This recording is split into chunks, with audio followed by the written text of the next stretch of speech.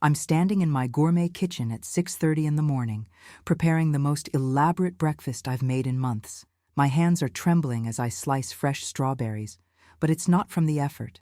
It's from the dark purple bruise wrapped around my left wrist, hidden beneath the silk sleeve of my ivory blouse. Yesterday evening, my son-in-law Killian shoved me against my own marble countertop during an argument about credit card bills, and for the first time in my 57 years on this earth, a man put his hands on me with violence.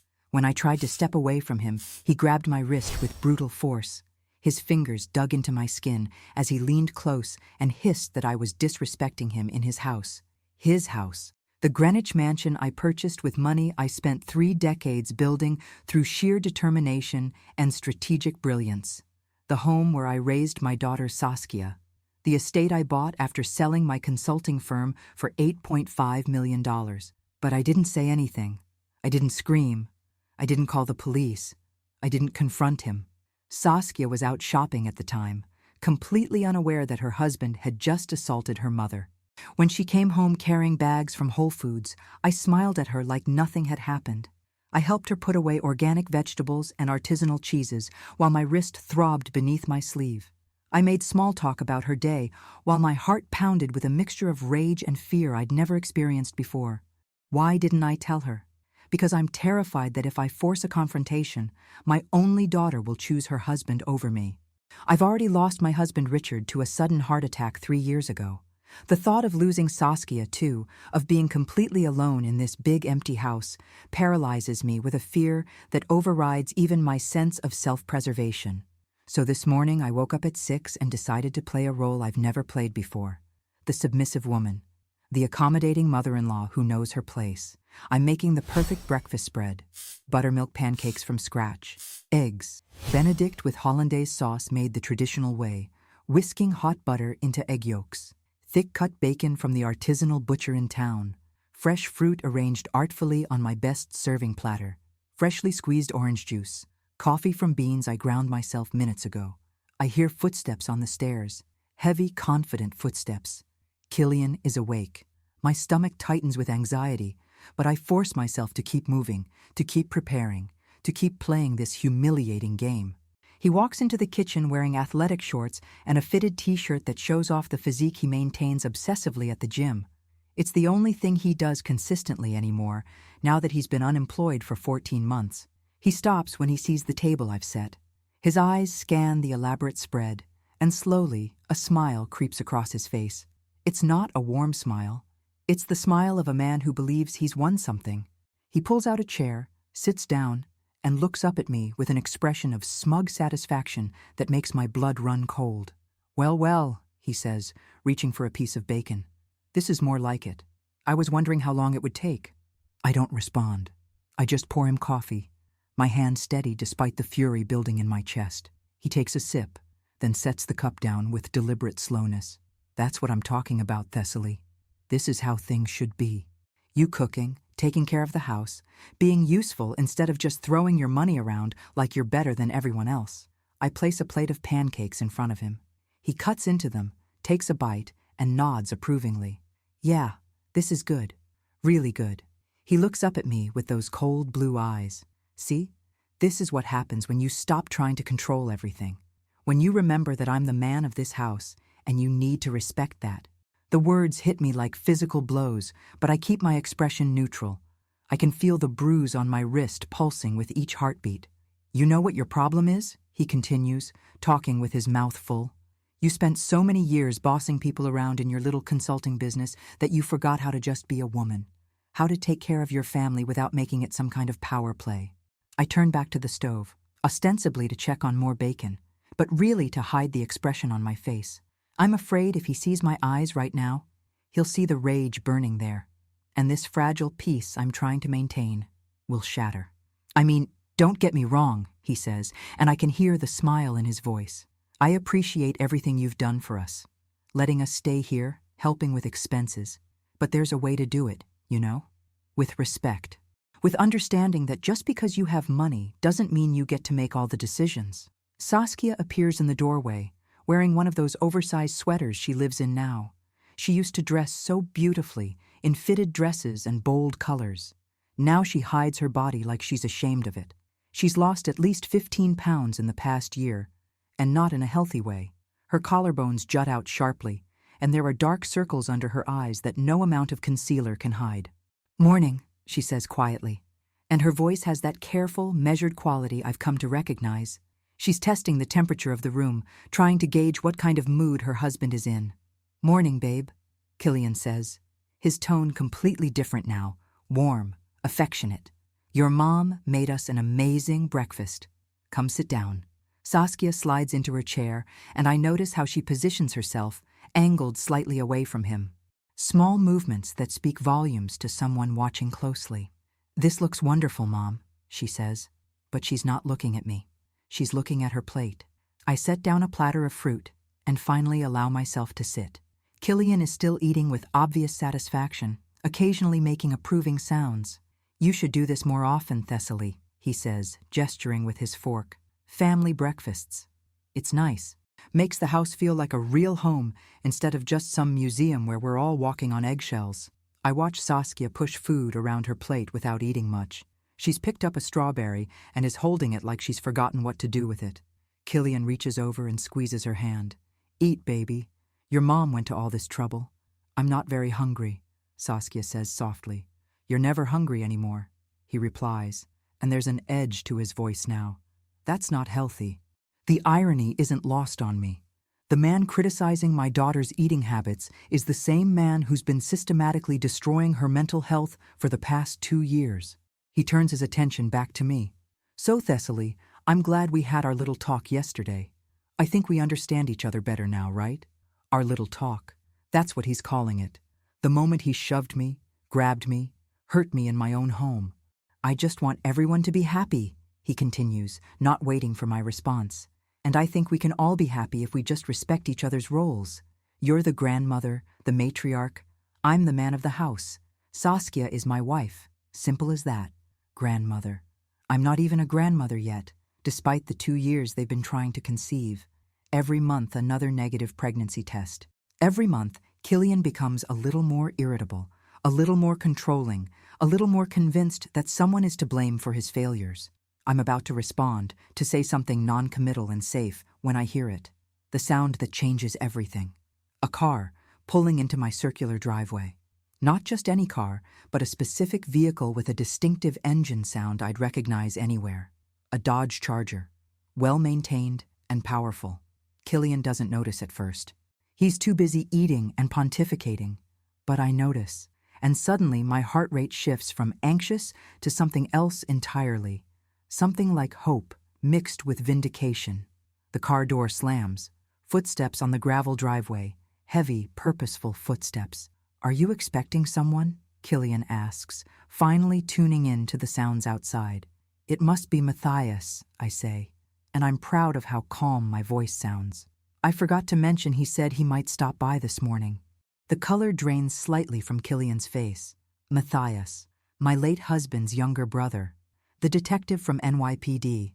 The man who promised Richard on his deathbed that he'd look after Saskia and me. The man Killian has always been slightly afraid of, though he'd never admit it. "You didn't tell me he was coming," Killian says, and there's accusation in his tone. "It must have slipped my mind," I reply. "You know how he is. He likes to check in on us." The doorbell rings, loud and clear through the house. Saskia looks up, confusion mixed with something that might be relief on her face. Killian sets down his fork with more force than necessary. I stand up, smooth my blouse, and walk toward the front door.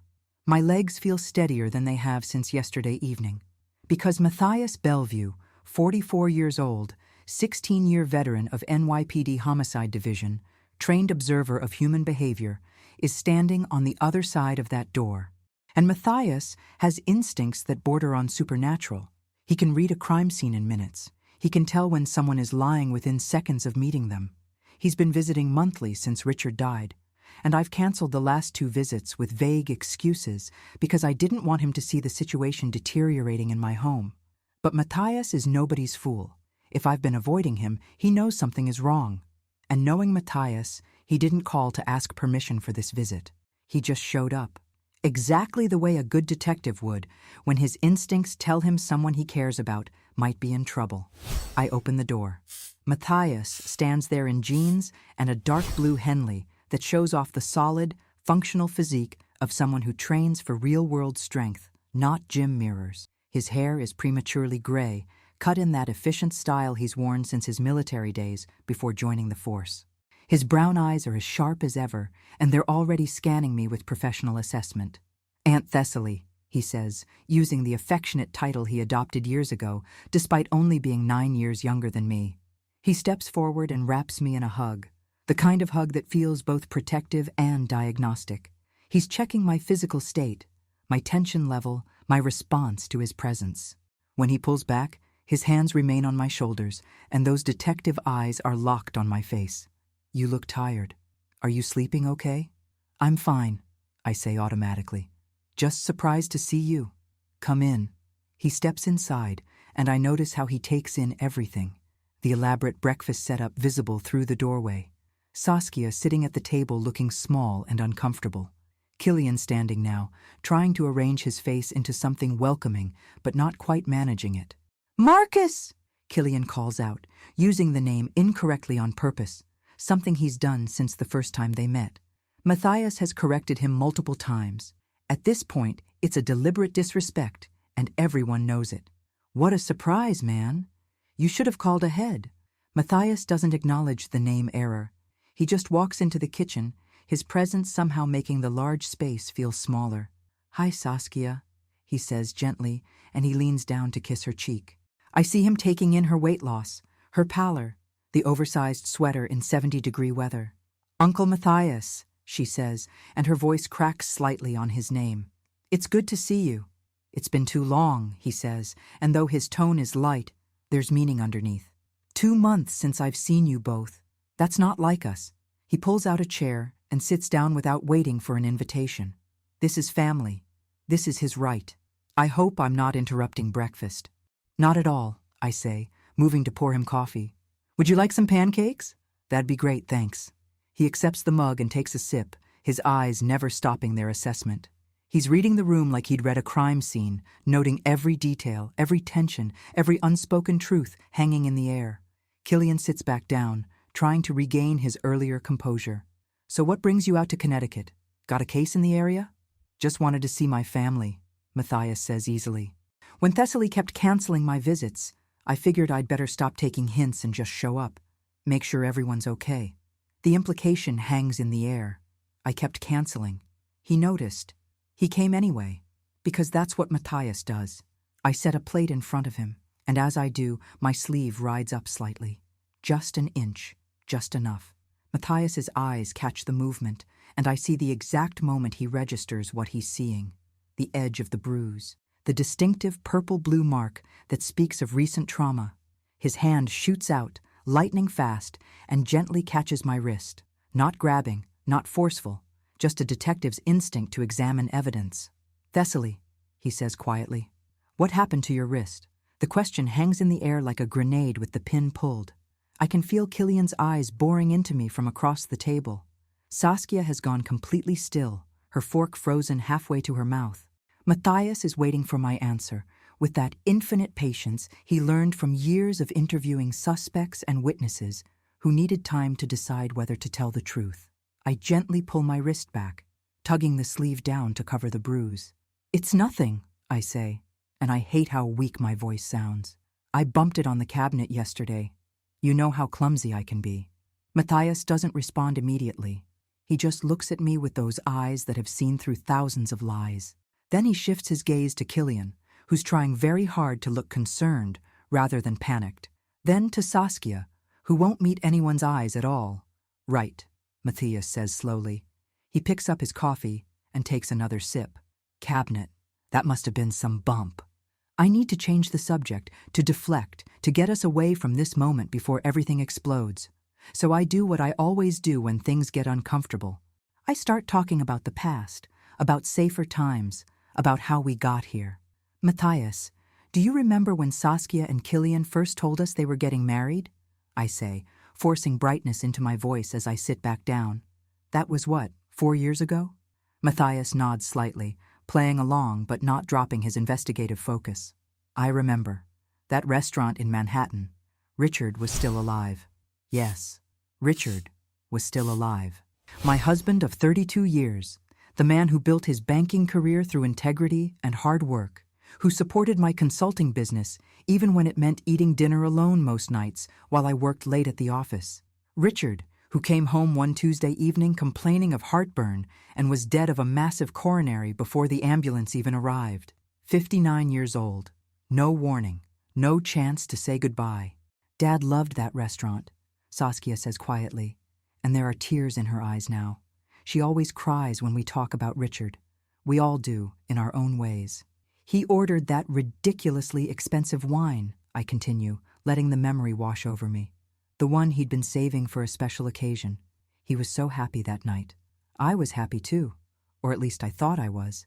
Killian had seemed charming during the 6 months he and Saskia had been dating. He worked in real estate sales, drove a nice car, wore expensive suits. He talked about his career ambitions, about wanting to provide for Saskia, about respecting family values. Richard had some reservations, I could tell, but he didn't voice them. He trusted Saskia's judgment. Matthias had reservations too. I remember him pulling me aside at the engagement party and saying quietly, "There's something off about this guy. I can't put my finger on it, but my gut says he's not what he seems." I dismissed it as overprotectiveness. Matthias had always been protective of Saskia, especially after Richard died. I told myself he was just being paranoid, using his detective instincts where they didn't belong. I wish I'd listened. The wedding was beautiful. Saskia looked radiant in her dress, a custom design that cost $12,000. I paid for everything, of course. Killian's family was there, working-class people from Pennsylvania who seemed overwhelmed by the whole affair. His father was a retired factory worker who'd lost his job during the 2008 financial crisis. His mother worked as a cashier at a grocery store. Nice people, but clearly struggling financially. Killian had apparently put himself through community college, worked his way up in real estate through sheer determination. It was an admirable story. I respected it. What I didn't know then was how much shame Killian carried about his background, how much he resented growing up poor while Saskia grew up with every advantage, how he saw my wealth not as something to be grateful for, but as something that diminished him. For the first year of their marriage, things seemed fine. They lived in a nice apartment in Stamford. Killian was doing well with his real estate sales. Saskia kept her marketing job at a firm in Manhattan, commuting in daily on Metro North. They came for dinner every Sunday. We celebrated holidays together. It felt like family. Then Richard died, and everything changed. I was devastated. 32 years of marriage, gone in an instant. The house in Greenwich felt enormous and empty. I'd retired from my consulting business 6 months earlier, planning to spend my golden years traveling with Richard, maybe doing some volunteer work, enjoying the fruits of decades of labor. Instead, I was alone at 54, rattling around in a house designed for entertaining and raising children. Saskia was my lifeline during those dark months. She came over constantly, staying overnight sometimes, just keeping me company. Killian came too, and I appreciated his support. He was attentive, helpful, respectful. When I said I was thinking of selling the house because it was too big for one person, he was the one who suggested they move in instead. "You shouldn't be alone," he'd said with what seemed like genuine concern. "And honestly, Thessaly, we could use the help. Real estate market is getting tough, and Saskia wants to start trying for a baby soon. It would be easier if we weren't paying rent." It made sense. It felt like the right thing to do. Having Saskia close felt like healing. I told them they could stay as long as they needed, that there was no rush to find their own place. The house had 6 bedrooms. There was plenty of space. That was 18 months ago. At first, it was wonderful. We had family dinners. We watched movies together. Saskia seemed happy, but gradually I started noticing changes. Killian lost his job about 4 months after they moved in. The real estate market had slowed down significantly, and his firm had to make cuts. He assured everyone it was temporary, that he'd find something better soon. He didn't. He went on interviews, 7 of them over the following months, but nothing panned out.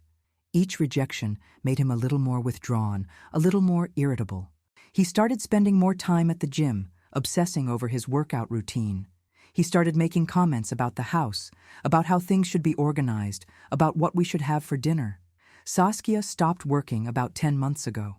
Killian convinced her that the stress of her job was probably why they weren't getting pregnant. Just take some time off, he'd said. Focus on your health, on us. Your mom can help financially until I get back on my feet. She'd been hesitant, but he was persistent. Eventually, she resigned.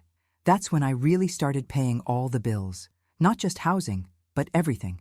Groceries, utilities, car insurance, gas, clothes, entertainment, medical expenses. I have more than enough money.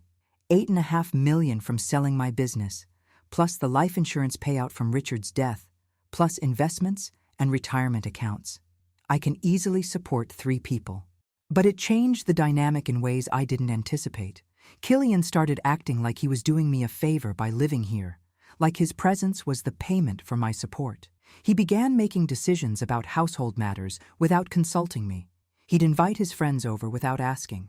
He'd rearrange furniture in common areas. He'd criticize how the housekeeper cleaned or how the landscaper maintained the yard.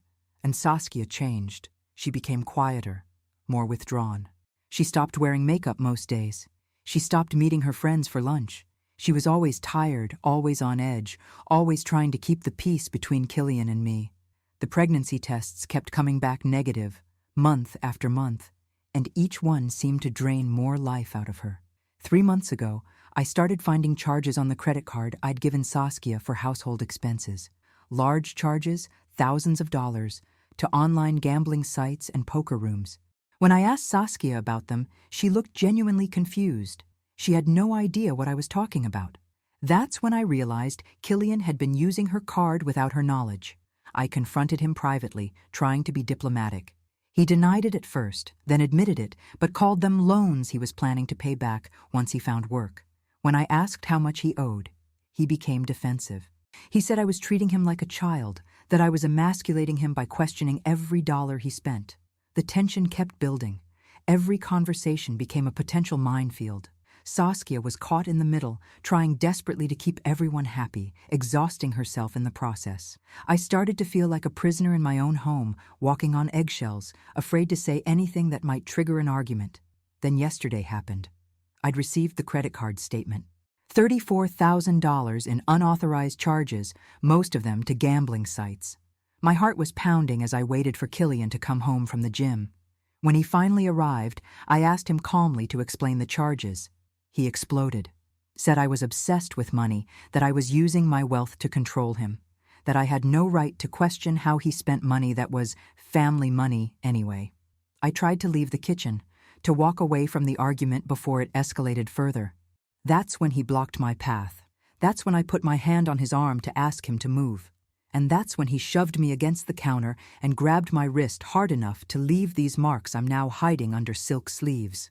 I look up from my memories to find Matthias still watching me, his breakfast untouched. He knows I'm not telling him the truth about the bruise. He knows something is very wrong in this house. And judging by the way he's looking at Killian with those cold detective eyes, he's already forming theories about exactly what that something is. The silence at the breakfast table stretches out, thick and suffocating. Matthias has finished his coffee but hasn't touched his pancakes. He's just sitting there, observing, processing, putting pieces together the way he's trained to do.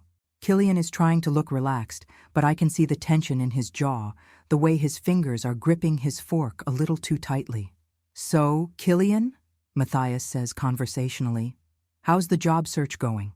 Last time we talked, you were optimistic about some prospects." Killian's expression hardened slightly. "Still looking. Market's tough right now. A lot of competition for positions that don't even pay what they should." "That must be frustrating," Matthias says, and his tone is sympathetic. But I know him well enough to hear the assessment underneath. "How long has it been now? A year?" 14 months, I say before I can stop myself. The words just come out. Killian's head whips toward me, his eyes flashing with anger. "Thanks for keeping count, Thessaly. Really supportive." "I didn't mean it like that," I say quickly, my heart racing. This is what happens now. Every word I say gets twisted into an attack, an insult, evidence of my supposed contempt for him. "She's just stating a fact," Matthias says mildly. "No judgment in facts." "Easy for you to say," Killian snaps. You've got job security, pension, benefits. Some of us are out here trying to survive in a brutal market while people keep track of our failures like they're keeping score. Saskia reaches over and touches his hand. Honey, nobody's keeping score. We all know you're trying your best. He pulls his hand away from hers. Do we? Because I feel like I'm living under a microscope here. Every move I make gets analyzed and criticized. That's not true, Saskia says softly, and I can hear the exhaustion in her voice. She said these words before, many times. This is a script they've performed countless times, and she knows her lines by heart. Matthias cuts a piece of pancake, takes a bite, and chews thoughtfully. These are excellent, Thessaly. You always were a great cook. Thank you, I say, grateful for the momentary shift in conversation. Remember those Sunday dinners you used to make when Richard was alive? Matthias continues. The whole family together. Those were good times. They were, I agree, and I feel tears threatening. Those Sunday dinners were sacred. Richard would carve the roast. I'd make my grandmother's recipe for Yorkshire pudding. Saskia would set the table with the good china. We'd sit for hours, talking and laughing, completely at ease with each other. Now our meals together are tense affairs where everyone measures their words carefully, afraid of triggering an explosion. We should do that again sometime, Matthias says. Family dinner, like the old days. That would be nice, Saskia says wistfully.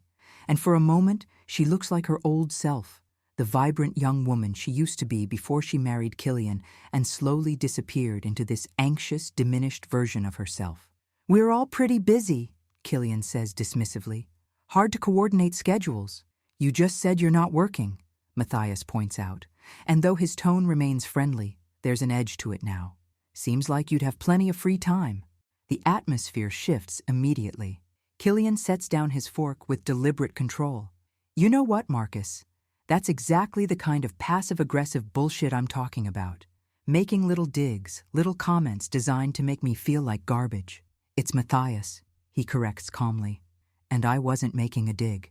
You said you're busy, I pointed out you're unemployed. That's just logic. Right, because unemployed people have nothing but time, right? We're just sitting around eating bonbons, not dealing with the stress of applications and interviews and constant rejection. Killian's voice is rising now, and I can see Saskia shrinking in her chair, trying to make herself smaller. I think everyone's just a little tense, I say, trying to smooth things over the way I always do. Maybe we should... You think I'm tense? Killian interrupts, turning his attention to me. You have no idea what tension is, Thessaly. Try living in someone else's house, dependent on their charity, constantly being reminded that you're not measuring up. Nobody's reminding you of anything, I protest weakly. You don't have to say it out loud, he continues, his voice getting louder. It's in every look, every sigh, every time you pay a bill or make a comment about expenses. You're constantly letting me know that I'm failing, that I'm not man enough to take care of my wife. Killian, that's not fair, Saskia says, and there are tears running down her face now. Mom has been nothing but generous. She's given us a place to live, helped with everything. Helped? He spits the word out like it's poison. Is that what we're calling it? She's keeping us like pets, Saskia. Like charity cases she can feel good about supporting while secretly judging us for needing help. I feel something shift inside me. A spark of the strength I used to have before I became this timid, placating version of myself. That is absolutely not true. I love you both. I want you here. I've never judged you for needing help. Then why do you keep bringing up the credit card charges? Killian demands. Why do you feel the need to monitor every dollar we spend? Because you've racked up $34,000 in gambling debts without telling anyone. I shoot back, my voice stronger now. Because you used Saskia's card without her knowledge. Because you're making financial decisions that affect all of us without any transparency or accountability. The words hang in the air like an accusation. Saskia's eyes go wide. She turns to Killian with a look of betrayal and confusion. What is she talking about? What gambling debts? Killian's face flushes red. He stands up abruptly, his chair scraping against the floor. This is exactly what I mean. Airing private business in front of company, making me look like the bad guy. What gambling debts? Saskia repeats, her voice rising with panic. Killian, what is she talking about? It's nothing, he says quickly. Just some online poker, some sports betting. I was trying to make money to contribute to the household, to not be completely useless. $34,000? Saskia's voice cracks. How could you spend that much without telling me? It's complicated, Killian says, and he's pacing now, running his hands through his hair. You wouldn't understand the pressure I'm under. The need to prove I can still provide, still be worth something. Matthias has been sitting quietly, watching this all unfold with professional detachment. Now he speaks, his voice calm and measured. Killian, I think you need to sit down and have an honest conversation with your wife about your finances. I don't need advice from you, Killian snaps. This is between me and my family. Thessaly is your family too, Matthias points out, and it's her money you've been gambling with. It's household money, Killian argues. It's for all of us. No, I say firmly, surprised by the strength in my own voice. It's my money, money I earned, money I'm choosing to share with you because you're my daughter's husband. But that doesn't give you the right to spend it however you want without asking. Killian turns on me, and there's something dangerous in his eyes now. Something I recognize from yesterday evening, from the moment before he shoved me. You know what? I'm done with this conversation. I'm done being interrogated in my own home. It's not your home, Matthias says quietly, and those 4 words land like a bomb. The silence that follows is absolute. Killian stares at Matthias with pure hatred. Saskia is crying openly now, her hands covering her face. I'm frozen, afraid to move, afraid to breathe, afraid that any action will trigger the violence I know Killian is capable of. What did you just say to me? Killian's voice is dangerously low. I said it's not your home, Matthias repeats, still calm. It's Thessaly's home. She's allowing you to live here. That's a privilege, not a right. Are you kidding me with this? Killian's hands are clenched into fists now. I'm married to her daughter. I'm family. This is my home as much as anyone's. No, Matthias says, standing up now. He's several inches taller than Killian, broader, and he carries himself with the quiet authority of someone who's faced down dangerous people for a living. You're a guest whose overstayed is welcome, and guests who disrespect their hosts don't get to stay. I see it happening in slow motion. Killian's hand starting to move, his body coiling to lunge at Matthias. But before he can act, Matthias holds up one hand in a stop gesture. Don't. I really recommend you don't. The threat is implicit but unmistakable. Matthias could handle Killian easily, and everyone in the room knows it. Killian seems to realize this too. He deflates slightly, his fists unclenching. I need some air, he mutters, and storms out of the kitchen. We hear the front door slam a moment later. Saskia immediately stands up. I should go after him, she says, wiping her tears. No, Matthias says gently. Let him cool down. Sit with us for a minute. But he's upset. He'll survive being upset for a few minutes, Matthias interrupts. Saskia, I need to ask you something, and I need you to tell me the truth. She looks at him with red, frightened eyes. What? Are you safe here? The question hangs in the air. Saskia's mouth opens, closes, opens again. Of course I am. Why would you ask that? Because you've lost significant weight. Because you're wearing long sleeves and oversized clothes in summer. Because you flinch whenever Killian raises his voice. Because your mother has a bruise on her wrist that she's lying about. Matthias's voice is gentle but relentless. And because I've been doing this job long enough to recognize the signs of an abusive relationship. It's not like that, Saskia protests, but her voice lacks conviction. Killian would never hurt me. He's just stressed. He's going through a hard time. Has he ever pushed you? Matthias asks directly. Saskia hesitates, just a fraction too long before saying, no. Has he ever grabbed you? Squeezed your arm hard enough to leave marks? Thrown things? Punched walls? Another hesitation. He's never hit me. That's not what I asked, Matthias says quietly. Saskia breaks down completely then, sobbing into her hands. It's not his fault. He's just frustrated. If I could just get pregnant, if he could just find a job, things would go back to how they were.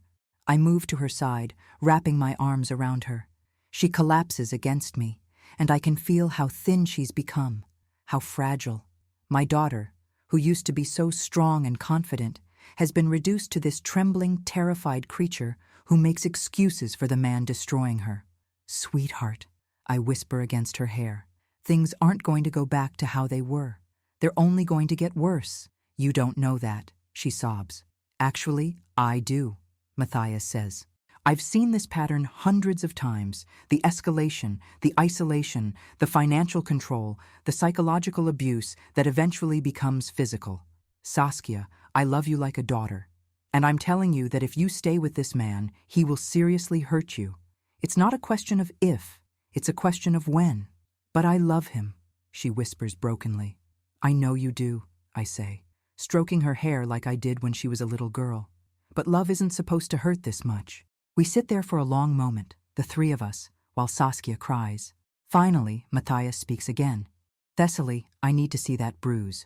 The real bruise, not just the edge of it. I pull back from Saskia and slowly roll up my sleeve. The bruise has darkened overnight. It's unmistakably the shape of fingers, 4 distinct marks where Killian gripped my wrist and 1 thumb mark on the other side. Matthias pulls out his phone and takes several photos without asking permission. Did he do anything else? Push you? Hit you? Restrain you in any way? He shoved me against the counter, I admit quietly. My hip is bruised too, but it's not as visible. And this happened yesterday evening? Yes. We were arguing about the credit card charges. I tried to leave the room and he blocked my way. I put my hand on his arm to ask him to move, and he... I can't finish the sentence. He assaulted you, Matthias finishes for me, in your own home. And then this morning, he acted like you'd learned your lesson, like he'd successfully established dominance. Hearing it stated so baldly makes it real in a way it hasn't been until now. I start crying too, and suddenly Saskia and I are holding each other, both of us weeping for different reasons, but with the same underlying pain. I'm going to ask you both something, Matthias says, crouching down so he's at eye level with us. And I need honest answers. Do you want him out of this house? I nod immediately. Saskia hesitates, then slowly nods too. Okay, Matthias says. Then we're going to make that happen. But I need to know if there's anything else I should be aware of. Any other violence, any threats, any weapons in the house, anything at all that might complicate the situation. There's a video, I say suddenly, remembering, from the security camera in the kitchen. It caught everything that happened yesterday. Matthias's eyebrows rise. You have video evidence and you didn't lead with that? I didn't know what to do with it, I admit. I was afraid if I showed it to the police, Saskia would never forgive me. I was afraid it would push her further into his arms, make her choose him over me. Can I see it? Matthias asks. I nod and lead him to my office, Saskia following behind us. I pull up the security footage on my computer and fast forward to yesterday evening. We all watch in silence as the scene plays out on screen. Killian blocking my exit, my hand on his arm, him shoving me hard against the counter, my cry of pain, him grabbing my wrist and leaning in close to say words the audio picks up clearly. You need to learn your place in this house, Thessaly. You may have the money, but I'm the man here.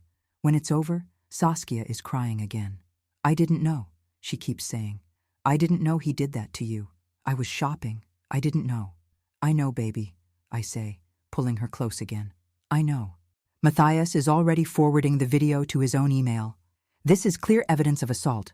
With this and the photos of your bruises, we have more than enough for an arrest. Wait, Saskia says desperately. You're going to have him arrested? That's one option, Matthias says carefully. The other option is that I have a very direct conversation with him about leaving voluntarily and seeking help.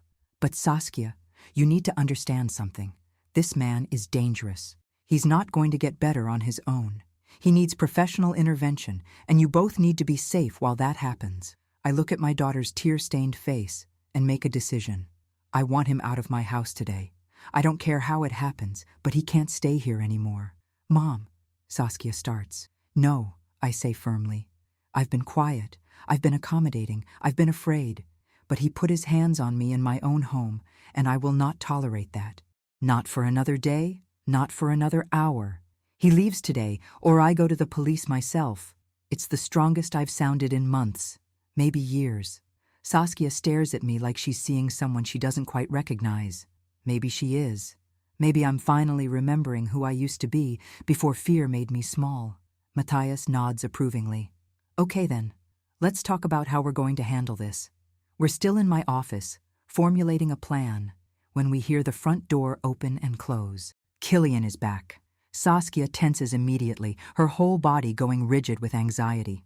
I can see her mental gears turning, already preparing to smooth things over, to apologize for upsetting him, to take responsibility for the confrontation that wasn't her fault. Stay here, Matthias says quietly. Both of you. Let me talk to him first. He's going to be so angry, Saskia whispers, her eyes wide with fear. Let him be angry, Matthias replies. Anger is his problem, not yours. He walks out of the office, closing the door most of the way, but leaving it open a crack. Saskia and I move closer to the opening, listening. We hear Matthias's footsteps on the marble floor of the foyer, then Killian's voice, artificially casual. Hey man, sorry about earlier. Things got a little heated. We need to talk, Matthias says, his tone making it clear this isn't a request. Look, I know I lost my cool, but you have to understand the pressure I'm under. I'm not interested in excuses, Matthias interrupts. I'm interested in facts. And the fact is that you assaulted Thessaly yesterday evening. I have video evidence, I have photographs of her injuries, and I have the authority to arrest you right now if I choose to. There's a long silence. When Killian speaks again, his voice has changed. It's colder, more calculating. That's a pretty serious accusation. You sure you want to make it? It's not an accusation. It's a statement of fact, backed by evidence. Okay, so maybe things got a little physical during an argument. That happens in families. It means you committed assault, Matthias states flatly. There's no gray area here. You put your hands on a woman in anger, you caused injury, and you did it in her own home. That's a crime. She's making a big deal out of nothing, Killian says, and I can hear the sneer in his voice. She probably wants me gone anyway. This is just her excuse. Actually, she didn't want to report it because she was afraid of losing her daughter, Matthias corrects him. She's been protecting you, making excuses for you, tolerating your abuse because she loves Saskia, but that ends today. Another silence, longer this time. I'm gripping Saskia's hand tightly, and she's gripping mine back just as hard. So what do you want? Killian finally asks. You here to arrest me? Take me downtown? Make a big scene? I'm giving you a choice, Matthias says. You can leave this house voluntarily right now. Pack your things, go stay somewhere else, and tomorrow you start looking for a therapist who specializes in anger management and abusive behavior. You get help, you stay away from Thessaly, and you give Saskia space to figure out what she wants to do about your marriage. And if I don't want to leave my wife, if I want to fight for my marriage, then you do it from somewhere else, because you're not staying here. You can't throw me out of my own home, Killian says, and there's real anger in his voice now. It's not your home. It never was. And yes, I can. I'm a sworn officer of the law with evidence of a crime. I can absolutely remove you from this property. Saskia won't let you, Killian says, and there's confidence in his voice. She's my wife. She'll choose me. My heart breaks hearing the certainty in his words. He's so sure that he's successfully isolated Saskia, that he's made her so dependent on him that she'll side with him no matter what he's done. And the terrible thing is, he might be right. I look at my daughter, and I can see the war playing out on her face, the pull between loyalty to her husband and the growing realization of what he's become. Let's ask her, Matthias says, and I hear his footsteps approaching the office. Saskia and I step back from the door as Matthias opens it fully. Saskia, can you come out here, please? She looks at me with terrified eyes. I squeeze her hand. You don't have to protect him anymore. I whisper. You can choose yourself. She takes a shaky breath and walks out. I follow close behind her. We enter the foyer where Killian is standing, arms crossed, expression somewhere between defiant and desperate. When he sees Saskia, his whole demeanor changes. He softens, becomes the vulnerable man she fell in love with. Baby, he says, his voice breaking. Baby, I'm so sorry. I never meant for any of this to happen. I'm just under so much pressure, so much stress. But I love you. You know I love you. Saskia is crying again, tears streaming down her face. I know you do. Then tell them, Killian urges. Tell them you want me to stay. Tell them we can work this out together. I can't, Saskia whispers. What? Killian's face changes, confusion replacing confidence. I can't do this anymore, Saskia says, her voice getting stronger. I can't pretend everything is okay when it's not. I can't keep making excuses for you. I can't keep walking on eggshells in my own mother's house, afraid that anything I say or do might set you off. You're not afraid of me, Killian protests. We're fine. We're working through stuff, but we're fine. No, Saskia says, and she's looking him in the eye now. We're not fine. I've lost 15 pounds because I'm too anxious to eat. I gave up my career because you convinced me it was stressing me out. But really, you just wanted me home where you could control me. I've pushed away all my friends because you always had a problem with them. I've made myself smaller and quieter and less than who I am because that's what you needed me to be. That's not true, Killian says, but he sounds less certain now. It is true, Saskia continues, and there's a strength in her voice I haven't heard in 2 years. And yesterday you hurt my mother. You put your hands on her. The woman who's given us everything, who's supported us when we had nothing, who's loved us unconditionally. And then this morning you sat at her table, ate her food, and acted like she deserved it, like she'd learned her lesson. I didn't mean it like that, Killian backpedals. I was just trying to move past the argument, to get things back to normal. There is no normal anymore, Saskia says, and her voice cracks but doesn't break. There hasn't been for a long time. I just couldn't see it because I wanted so badly to believe we could fix it. Killian's expression hardens. So that's it? You're choosing her over me? I'm choosing myself, Saskia says quietly. Maybe for the first time in 2 years, I'm choosing myself.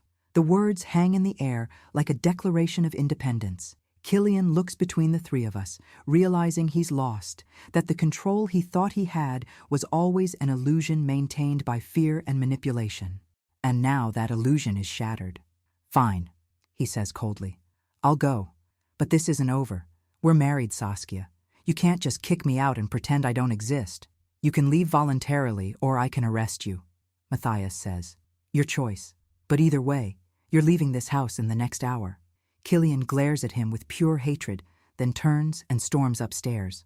We hear drawers opening and closing, the sounds of angry packing. Saskia collapses into my arms, her whole body shaking with sobs. I hold her tight, stroking her hair, whispering that she's brave, that she did the right thing, that I'm proud of her. Matthias pulls out his phone and makes a call. Hey, it's Bellevue. I need a patrol car at an address in Greenwich. No emergency, just want backup while someone removes their belongings from a residence. Domestic situation that's been resolved peacefully, but I want to make sure it stays that way. He's taking no chances, making sure Killian knows there will be witnesses, that any attempt at intimidation or violence will have immediate consequences. 30 minutes later, Killian comes downstairs with 2 large duffel bags. A patrol car is parked in the driveway, 2 uniformed officers standing by. Killian looks at Saskia one more time. You're making a mistake, he says. Maybe, Saskia replies, her voice steady now. But it's my mistake to make. He walks out without another word. We watch through the window as he throws his bags in his car and drives away. The patrol car follows him to the property line, making sure he actually leaves. When the cars disappear from view, Saskia turns to me. What have I done? She whispers. You've saved yourself, I tell her. You've saved us both. The house feels different after Killian leaves. Lighter somehow, like a pressure I didn't fully realize was there has finally lifted. But Saskia is a wreck. She alternates between crying and staring blankly at the walls, her phone clutched in her hand, checking it obsessively for messages from Killian that haven't come. Matthias stays with us for the rest of the day. He makes phone calls, sends emails, sets things in motion. He contacts a lawyer friend who specializes in family law. He reaches out to a therapist who works with abuse survivors. He's methodical and thorough, treating this like the serious situation it is rather than just family drama. You need to change the locks, he tells me in the late afternoon. Today, if possible. And I want you to review all your security camera footage. Make sure everything is backed up properly. You think he'll come back? I ask, fear creeping into my voice. I think he's unpredictable, Matthias says honestly. Men like Killian don't respond well to losing control. He might accept it and move on, or he might escalate. We need to be prepared for either scenario. I call a locksmith who agrees to come out immediately for an emergency fee. While we wait, Matthias sits down with Saskia and me at the kitchen table, the same table where this morning's confrontation happened. I need you both to understand something, he says seriously. The next few days are going to be the most dangerous. Killian is going to go through stages. Right now, he's probably in shock. He didn't really believe you'd follow through. But once that wears off, he's going to get angry. He might try to contact you, Saskia. He'll probably start with apologies and promises to change. When that doesn't work, he'll try guilt. After that comes anger and threats. What kind of threats? Saskia asks, her voice small. Could be anything. Threats to hurt himself, threats to ruin your reputation, threats to take legal action, threats of violence. The important thing is that you don't engage. No matter what he says, no matter how much you want to respond, you don't. Every interaction gives him an opening to manipulate you. I don't know if I can do that, Saskia admits. What if he really does hurt himself? What if he needs help? Then he calls 911 or checks himself into a hospital, Matthias says firmly. His mental health is not your responsibility, Saskia. Especially not when managing it means putting yourself in danger. The locksmith arrives and starts changing all the exterior locks. Matthias walks the property with him, making sure every entry point is secured. I make tea that no one drinks. Saskia sits curled up in a chair, hugging her knees, looking younger than her 32 years. Mom, she says quietly, can I ask you something? Anything, sweetheart. Did you know? Before yesterday, did you know he was like this? I sit down across from her, considering the question carefully. I knew something was wrong. I could see you changing, see you becoming someone smaller and more afraid. But I told myself it was grief over your dad, stress from trying to get pregnant, normal marriage adjustments. I didn't want to believe it was Killian doing it to you. Why not? Because admitting that would mean admitting I'd failed to protect you. I say, my voice breaking. You're my daughter, my only child, and I let a dangerous man into our lives, into our home. I gave him access to you, and he hurt you. That's on me. No, Saskia says firmly, that's on him. You didn't make him that way, I didn't make him that way. He chose to be that person. When did you get so wise? I ask, managing a small smile through my tears. About 5 hours ago, she replies with a bitter laugh, when I realized I'd been making excuses for inexcusable behavior for 2 years. The locksmith finishes his work and hands me a set of new keys. Matthias tests every door and window himself, satisfied only when he's confirmed the house is secure. As evening approaches, he shows no signs of leaving. I'm staying tonight, he announces. Guest room okay? You don't have to do that, I protest weakly. Yes, I do. I promised my brother I'd look after you both. I'm not leaving you alone the first night after kicking an abuser out of the house. I'm too grateful to argue. The thought of being alone tonight, of lying in bed, wondering if Killian might come back, is terrifying. Having Matthias here, solid and protective, makes me feel safe for the first time in months. We order takeout for dinner since none of us have the energy to cook. We're picking at Thai food in the living room when Saskia's phone rings. She looks at the screen and goes pale. It's him. Don't answer it, Matthias says immediately. But what if? No, let it go to voicemail. The phone rings and rings, then finally stops. 30 seconds later, it rings again. Then again.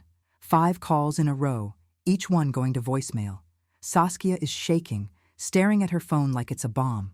Block his number, Matthias instructs. I can't, Saskia whispers. We're married. I can't just block him. Yes, you can, and you should. The phone rings again. This time, Saskia answers before Matthias can stop her. Hello? We can hear Killian's voice through the phone, loud and agitated, though I can't make out the words. Saskia's face crumples. Killian, please don't... More shouting from the phone. Saskia starts crying. That's not fair. You can't say that. You know it's not. Matthias gently takes the phone from her hand. Killian, this is Matthias.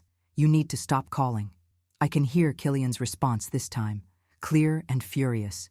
You have no right to interfere in my marriage. Put my wife back on the phone. Your wife is done talking to you tonight. If you continue to harass her, I'll add that to the charges I'm already considering filing. Charges? You're going to arrest me for calling my own wife? I'm going to arrest you for assault if you don't back off and let the legal process handle this situation properly. You want to talk to Saskia? Do it through lawyers. This is bullshit, Killian yells. You're poisoning her against me, you and Thessaly. You're filling her head with lies. Matthias ends the call and immediately blocks the number. Saskia looks horrified. You can't do that. He's going to be so angry. Let him be angry somewhere else, Matthias says. Saskia, listen to me. This is textbook abuser behavior. He's testing boundaries, trying to reassert control. Every time you engage with him, you're telling him that if he just pushes hard enough, you'll give in. But he sounded so desperate, Saskia sobs. What if he does something? If he does something, that's his choice and his responsibility, not yours. The evening deteriorates from there. Killian tries calling from different numbers. When those are blocked, text messages start coming through. First apologetic. Baby, I'm so sorry. Please just talk to me, I love you so much. Then desperate. You're my whole world. I can't live without you. Please don't do this. Then angry. After everything I've done for you, this is how you repay me? You're going to regret this. Matthias screenshots everything, building a documentation file. This is good, he says, though his expression is grim. The more evidence we have of harassment, the stronger the case for a restraining order. A restraining order? Saskia looks stricken. It's really come to that? Yes, Matthias says simply. It has. Around 10 o'clock, the doorbell rings. We all freeze. Matthias immediately stands up, hand instinctively going to where his service weapon would be if he were on duty. Stay here, he orders, moving toward the front door. I can see through the window. It's Killian, standing on the porch, looking disheveled and wild-eyed.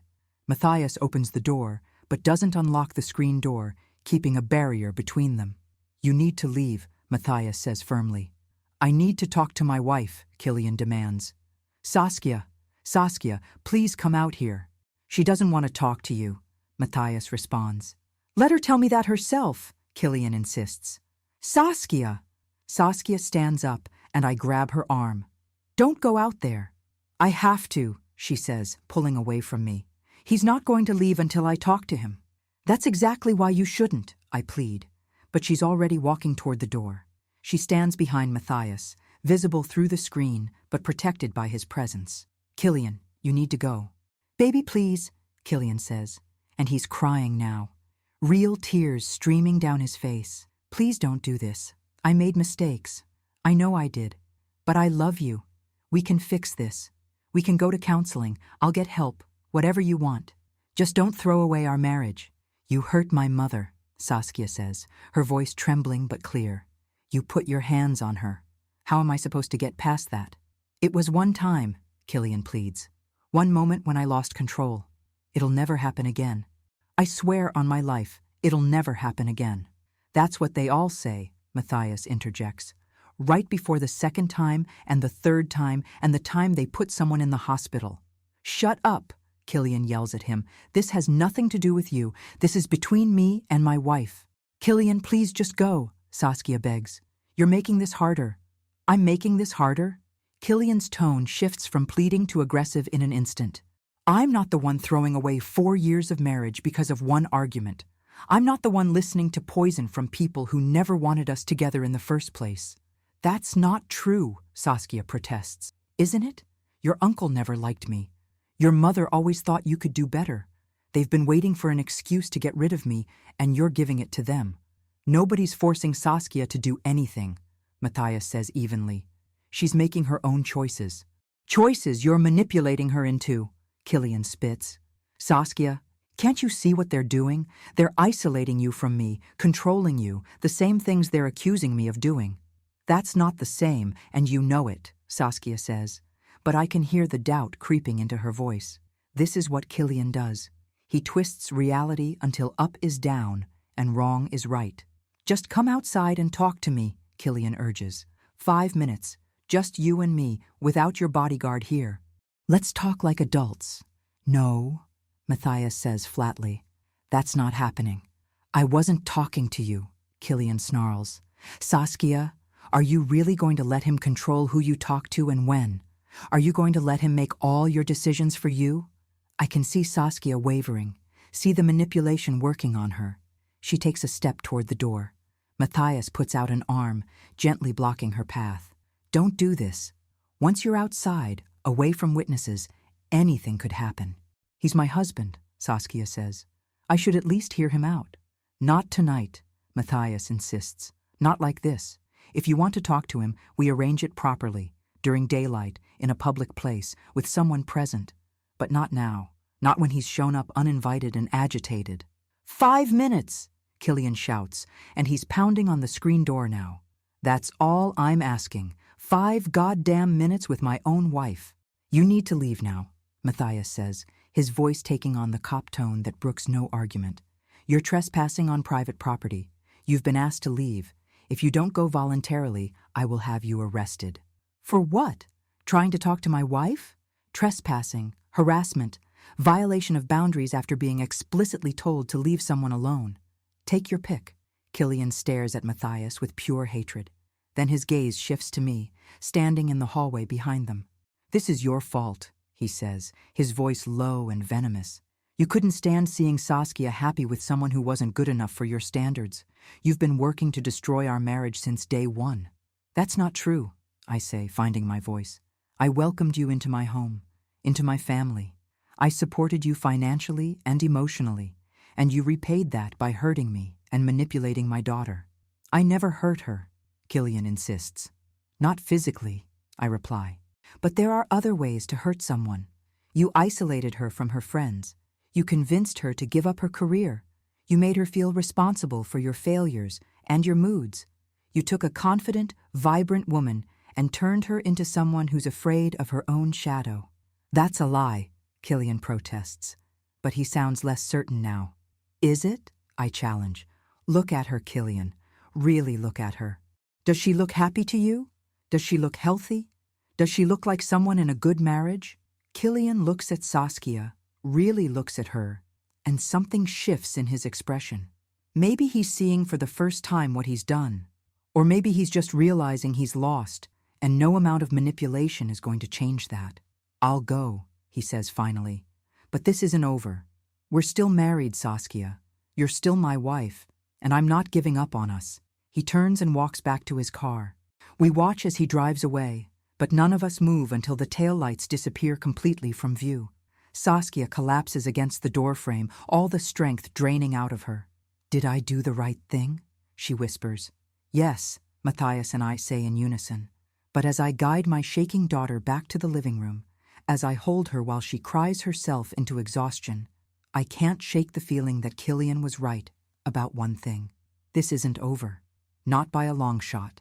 The next 2 weeks are some of the hardest of my life, and I've lived through Richard's death and the collapse of my first business venture in my 30s. At least those tragedies were clean, straightforward grief. This is messy and complicated and constantly evolving. Killian doesn't give up easily. The calls and texts continue for the first 3 days, escalating in desperation and anger. He tries to contact Saskia through social media, through email, even through friends they haven't spoken to in months. Each blocked avenue just makes him more creative. He sends flowers to the house with cards that say, "I love you, please forgive me." He has food delivered from her favorite restaurants with notes attached. He even shows up at her doctor's office one morning, though security escorts him out before he can get near her. Matthias files for a temporary restraining order on Saskia's behalf. The hearing is brief but brutal. Killian shows up with a cheap lawyer who tries to paint this as a misunderstanding blown out of proportion by an overprotective family. But Matthias has done his homework. He presents the video evidence of the assault on me. He shows photographs of my bruises. He provides screenshots of hundreds of text messages and call logs documenting harassment. He brings in the security guard from the doctor's office who testifies about Killian's attempt to access Saskia. The judge grants the restraining order without hesitation. Killian is forbidden from contacting Saskia or coming within 500 feet of her, me, or the house. His face when the order is read aloud is a mixture of shock and rage. He starts to say something, but his lawyer shuts him down quickly. As we're leaving the courthouse, Matthias pulls me aside. He's going to violate it, he says quietly. Maybe not today, maybe not this week, but eventually he'll convince himself that the rules don't apply to him, that Saskia secretly wants him to break it. When he does, call 911 immediately. Don't hesitate. Don't give him chances. Just call. I nod, feeling cold despite the warm spring sunshine. How long does this go on? As long as it takes, Matthias says. Could be weeks, could be months.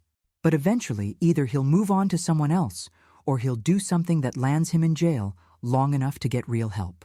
Saskia starts therapy 3 days after Killian leaves. Her therapist, Dr. Rebecca Chen, specializes in trauma and domestic abuse. The first few sessions leave Saskia drained and emotional, but gradually I start seeing changes. Small things at first. She starts wearing colors again instead of just gray and black. She eats breakfast without someone monitoring her. She laughs at something on TV, a genuine laugh I haven't heard in over a year. 2 weeks after the restraining order is granted, Saskia comes into my office where I'm working on some investment portfolio reviews. She sits down in the chair across from my desk, and I can tell from her expression that something significant is happening. I need to tell you something, she says. Something I just found out from Dr. Chen. My heart races. What is it? She has a colleague who works at a fertility clinic. After I told her about our struggles to get pregnant, she made some calls, pulled some records. Saskia takes a shaky breath. Mom, the reason we couldn't conceive isn't me. It's Killian. He has extremely low sperm count, basically infertile without medical intervention. I stare at her, processing this. Did he know? He got tested about 2 years ago, before we really started trying. The clinic sent him the results. He knew the whole time. Her voice breaks. For 2 years, he let me believe it was my fault. He watched me go through test after test, take medications, stress about my diet and exercise and sleep schedule. He watched me blame myself, watched me feel like a failure as a woman, and he never said a word. The cruelty of it takes my breath away. Saskia, I'm so sorry. I spent 2 years thinking my body was broken, she continues, tears streaming down her face now. 2 years of guilt and shame and feeling inadequate. And the whole time, he knew the truth and said nothing, because admitting it would mean admitting another failure, another way he wasn't the man he wanted to be. I move around the desk and pull her into my arms. She sobs against my shoulder, grieving not just for the marriage she's lost, but for the years stolen by lies and manipulation. Dr. Chen says that's common with abusers, Saskia says when she can speak again.